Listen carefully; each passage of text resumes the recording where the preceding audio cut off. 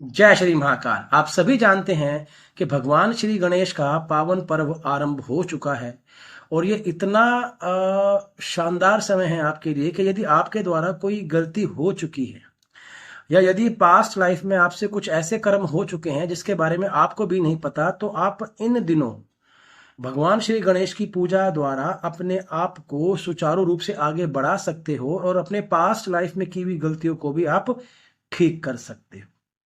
आप सभी जानते हैं कि भगवान गणेश माता पार्वती और शंकर जी के पुत्र हैं। और यदि हम ग्रहों की बात करें तो जब भी हमारी कुंडली में केतु की महादशा आती है, केतु की अंतरदशा आती है, तो ऐसे हालात में भगवान श्री गणेश की पूजा करना सबसे सर्वश्रेष्ठ कहा गया है। देखिए, आप सभी जानते हैं कि राहु केतु एक कार्मिक ग्रह है।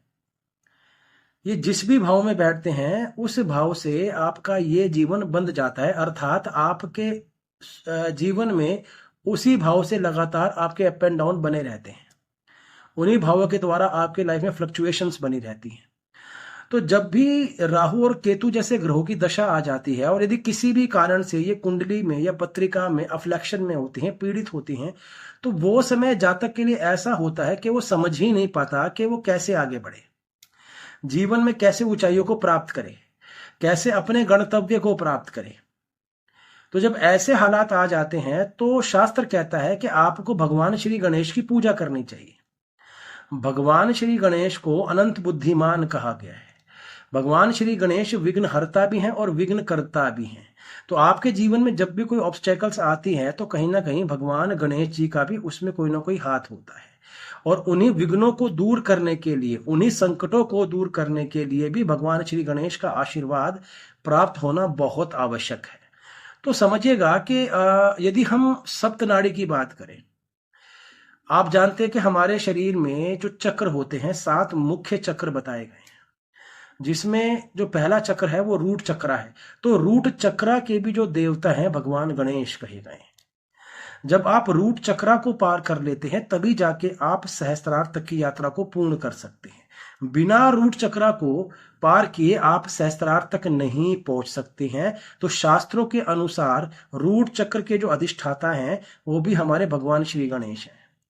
तो जब आप अपने मन की इच्छाओं पे काबू कर लेते हैं, जब आप अपनी साधना के परमोच्च अंश पे आ जाते हैं, तभी जाके आप इन चक्रों को पार कर सकते हैं और अपने जीवन में आगे की तरफ बढ़ सकते हैं और उस परम मोक्ष को प्राप्त कर सकते हैं जिसकी अभिलाषा हर व्यक्ति रखता है, परंतु मिलता एक आध कोई है। तो यदि आप इस समय भगवान गणेश के मंत्रों का जाप करें, सबसे पहली बात क्या है, यदि हो सके, पहली बात तो आप अपने घर पे भगवान गणेश जी को लेके आए, उनकी पूजा करें, उनकी प्रतिष्ठा करें, उनका सम्मान करें, उनकी सेवा करें। यदि हो सके नियमित रूप से भगवान श्री गणेश के मंत्रों का जाप करें, उनकी उपासना करें। जैसे जैसे आप ये करना आरंभ कर देते हैं, आप यकीन मानिएगा आपके जीवन में आने वाली ऑब्स्टेकल्स अपने आप पीछे हटना शुरू हो जाती हैं।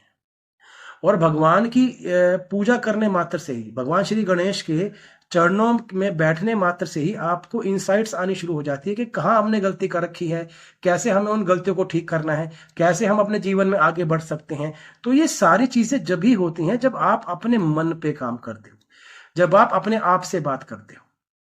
तो जो भी ऐसे जातक हैं जो मेडिटेशन करते हैं और यदि इन दिनों भगवान गणेश की प्रतिमा के सामने बैठ के गणेश मंत्र पे यदि वो मेडिटेशन करें या भगवान गणेश को फोकस में रख के वो मेडिटेशन करते हैं, तो उनके इनसाइट्स में अब तक जो चीजें वो प्राप्त नहीं कर पा रहे थे उन्हें वो प्राप्त कर सकते हैं। जो सिंपल साधक हैं, जिन्हें इन बातों के बारे में नहीं पता लेकिन वो जीवन में अच्छी ऊंचाई प्राप्त करना चाहते हैं, किसी तरह से केतु की दशा से गुजर रहे हैं, तो भगवान गणेश के गायत्री मंत्र के द्वारा भी वो पूजा कर सकते हैं और उन्हें प्रसन्न कर सकते हैं और उन्हें भोग लगा के संतुष्ट कर सकते हैं। भगवान श्री गणेश का जो मंत्र है वो है एक दंताय विद्महे वक्रतुंडाय धीमहि तन्नो दंती प्रचोदयात। यदि आप रोज लगातार 3 माला कम से कम इसका जाप करना आरंभ कर दें, भगवान गणेश के सानिध्य में बैठे, अपने मन के विचारों को उनसे शेयर करें, आप यकीन मानिएगा कि आप जिन परेशानियों से काफी समय से जूझ रहे हैं ना, आपको उन्हीं परेशानियों से निजात मिलना शुरू हो जाएगा। आप उन्हीं परेशानियों से मुक्त हो जाएंगे।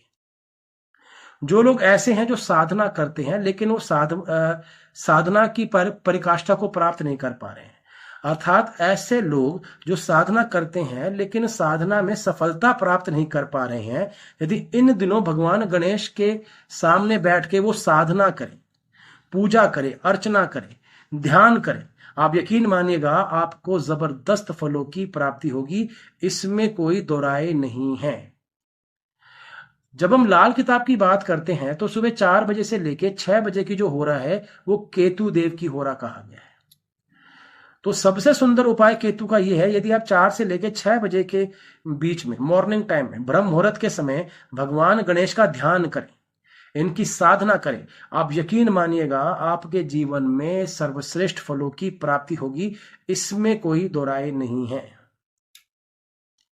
अब जो ऐसे व्यक्ति हैं जो बहुत ही सामान्य रूप से पूजा करना चाहते हैं, उनकी अर्चना करना चाहते हैं, तो यदि समय लगे तो आप विघ्नहर्ता श्री गणेश स्तोत्रम का पाठ करें।